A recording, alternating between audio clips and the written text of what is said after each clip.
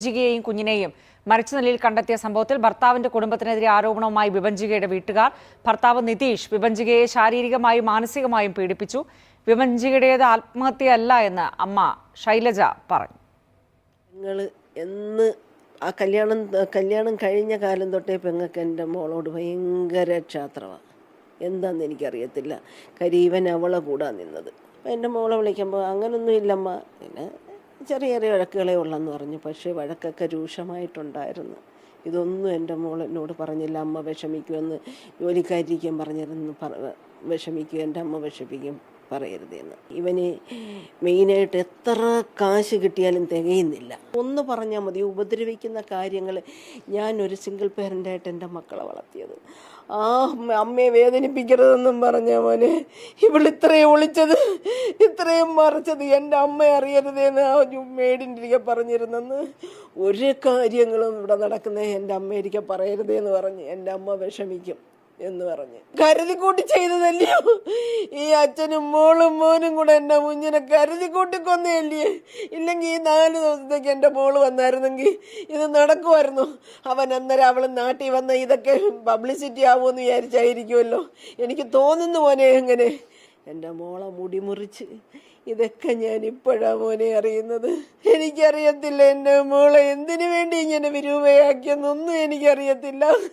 എൻ്റെ മോളെ കൊന്നു കളഞ്ഞില്ലേ. അപ്പോൾ അവനും അവക്കും ഒക്കെ വേറെ ദുരൂഹത ഉണ്ടായിട്ടല്ലയോ മോൻ. ഇതെൻ്റെ കുഞ്ഞ് പറഞ്ഞ് അറിയുമെന്ന് അറിഞ്ഞിട്ടല്ലയോ എൻ്റെ കുഞ്ഞിനെ കൊന്നതല്ലയോ സാറേ. മിഥുൻ സുധാകരനാണ് വിവരങ്ങളുമായി നമുക്കൊപ്പം ചേരുന്നത്.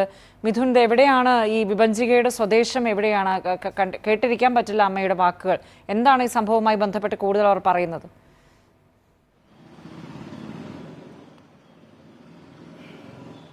രജനി, കൊല്ലത്ത് കേരളപുരം സ്വദേശിനിയാണ് വിഭജിക. 33 വയസ്സുള്ള വിഭജികയെയും 1.5 വയസ്സുള്ള മകൾ വൈഭവിയെയും കഴിഞ്ഞ ദിവസമാണ് ഷാർജയിലെ വീട്ടിൽ മരിച്ച നിലയിൽ കണ്ടെത്തിയത്.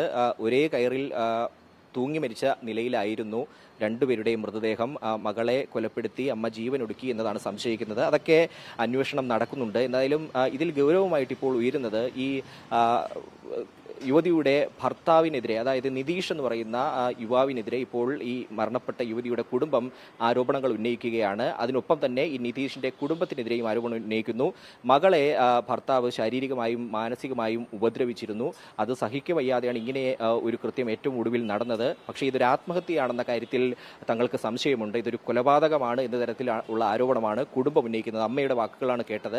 അതിലൊക്കെ കൃത്യമായിട്ടുള്ള അന്വേഷണം വേണം. ഈ നിതീഷിന്റെ അച്ഛനും അതുപോലെ തന്നെ സഹോദരിയും മാനസികമായും ഒക്കെ ഈ യുവതിയെ ഏറെ ഉപദ്രവിച്ചിരുന്നു. അതൊക്കെയാണ് ഇങ്ങനെ ഒരു കൃത്യത്തിൽ കൊണ്ട് കലാശിച്ചതെന്ന സംശയമാണ് കുടുംബം ഉന്നയിക്കുന്നത്. ഇതിലൊക്കെ കൃത്യമായ അന്വേഷണം ഈ അമ്മ. ശരി, വസ്തുത പോലീസ് അന്വേഷിച്ച് കണ്ടെത്തട്ടെ.